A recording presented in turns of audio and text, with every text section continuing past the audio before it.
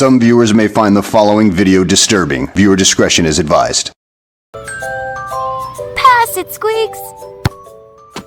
Whoa! Watch it! You almost hit me in the pee-pee! What's so funny, you two?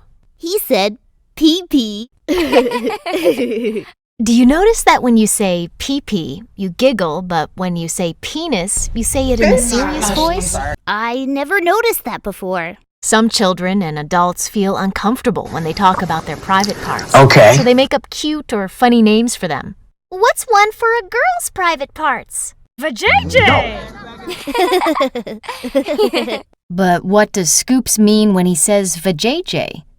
He means vulva. That's right, Kayla.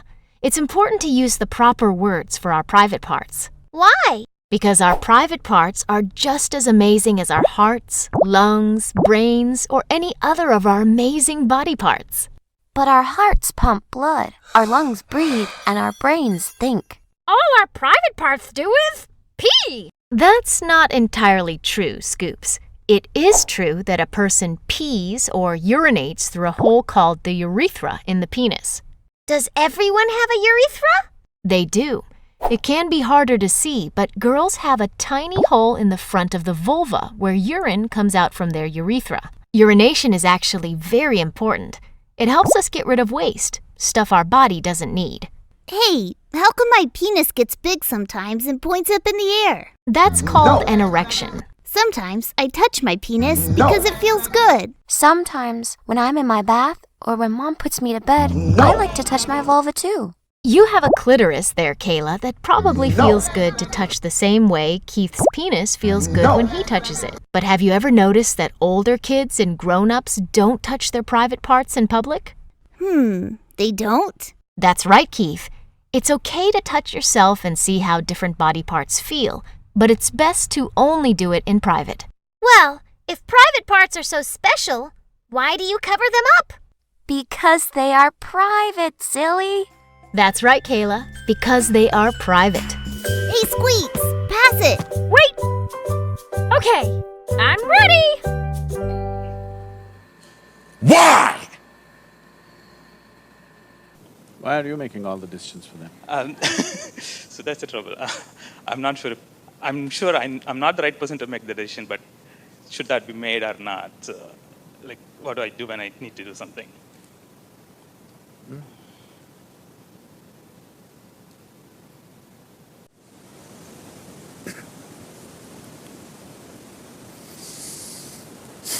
First thing we need to understand is children only come through you. They don't come from you. They're not your property to be conducted whichever way you feel fit. No, they are not. If you treat them as your property or your future investment, if you treat them as such, you are committing a certain sacrilege against creation and the Creator, for which there will be a price. Simply it'll come in the form of life, or maybe it'll come in the form of your children, the price. Yes, it'll be very unfortunate to see that. I'm saying this, a very cruel thing to say to any parent, but I'm saying this because it's a very cruel thing to parent a child. A child doesn't need that. But please see, in so many ways you're doing everything possible to see that he remains dependent on you in some way or the other. You're not thinking of liberating him. So, the moment you start working, you want your children to be attached to you, isn't it? Well, you yourself open Bhagavad Gita and read and say, you should not be attached, I should not be attached. You tell your wife, see, don't be attached to me. But your children, you want them attached to you. So, before you choose to have children, you must think about these things, but if already it has happened, now at least now you must think about it properly, seriously. One thing is, if you want to produce something little better than yourself to the world, it's important. If you produce a child, it must be at least one step better than you, isn't it? The same nonsense is going to happen once again. What's the point? So something better than you has to happen means the first and most fundamental thing is, you are 100% straight. Even if it's embarrassingly straight, you're 100% straight is important. This is something very hard for most parents because that's the only place where they get to boss around. They have a committed audience in their children. Wherever else they speak, nobody will listen to them. Children till they become 12 years of age. 13 is dangerous. Till they become 12 years of age, you have a committed audience. You're losing that also, many of you. Much earlier, isn't it? Yes? Much earlier, you're losing it. So, how old are they? Huh? Okay, there's enough room for correction. You must do this. Stop parenting them. What they need is some good company, not a bloody boss walking around in the house. Yes or no? When you were growing up, did you like it? Being talked down to, did you like it? No. So what they need is a friend. They don't need a bloody father and mother. That job is already done. Fathering somebody, mothering somebody means biologically delivering them, that's been done. Now they're trying to become a life by themselves. What they need is a friend. The only qualification you have against them or over them is, you came here a few years earlier than them, that's all you have. What else do you have, I'm asking? Are you sure you're more intelligent than your child? Are you sure? Huh? What? Yes. So, the most important thing you need to understand, just you came here a few years earlier than them. All you have done is a few years earlier you landed here. Beyond that, you have no other qualification to tell them what to do and what not to do. Yes or no? But the other consideration is, if you don't tell them, somebody else unqualified advice on the street will happen. You only have to guard them against that. But if you have to guard them against that you must have the courage to bring them up in such a way that they don't take any advice from you either.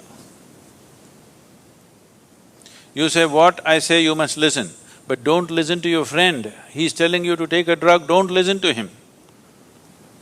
But what the friend says seems to be more of a pleasure than the nonsense that you're talking about. That's a fact, isn't it? So it's not going to work. If you bring up your child with such a fierce sense of his own intelligence and his own decisions, then you will see, he will seek help, because he will very easily realize that his intelligence, his understanding is not good enough for everything. But if you bring him up that he has to listen to your advice, he will come up with a rebelliousness. Even when good things are said, he won't do that, he will do the reverse of it. This is something that most parents are experiencing, isn't it? He wants to do just the reverse of it, just to feel independent, because he doesn't know what it means to be independent. So, 4 is not bad. Now, you can start treating them as just one more person, not as my child, it is not yours, I'm telling you. At the most, you're given some genetic substance to create a body. You can't create a life, don't have such grandiose ideas about yourself. You cannot create a life. You just provided some substance, some genetic substance to make a body, yes? That too, you did not think about all these things. Out of your own compulsions, you do something and they land up. Yes? So, understanding that a child is not your making, it's a privilege, they have come through you. Enjoy the privilege, cherish the privilege, respect the privilege. Do not abuse the privilege that's been given to you. It's very important. why are you brought up this or that? You're supposed to grow up as a human being, isn't it? It is just that most people never create an atmosphere for people to grow. They are brought up the way you want them to be, not the way they should be as life. If you're not ramming up nonsense into their head, they have a tremendous sense of observation. And observation naturally pops up a million questions. You answer as many questions as you can, the way you know it. What you don't know, you just tell them, I don't know. My only problem is I came a few years earlier than you, this doesn't mean I know everything. Admit it to your children, what's the problem? Yes? You think they can't read, you're not even bloody sincere about things that you're saying? You think they can't see it? If you think they can't see it, I want you to know, by the time they are 10, 12, 13, if they have some problem within them, they don't come to you, they go to their friends. Why? Because they feel they are more sincere than you. No other reason. Yes or no? You're acting like you'll drop from heaven. Who wants to listen to your nonsense? Unless they're so bloody brainwashed by the time they're 10, 12. They will not listen. Any intelligent human being will not listen to bullshit. Yes or no? Unless you're brought up on it seriously. So, just handle this privilege sensibly, respectfully. Do not abuse this privilege.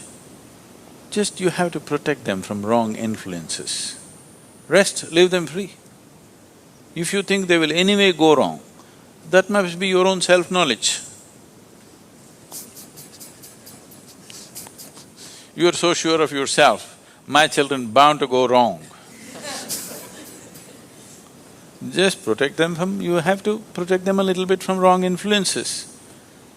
But at the same time, they must remain free of your influence, which is also a bad influence.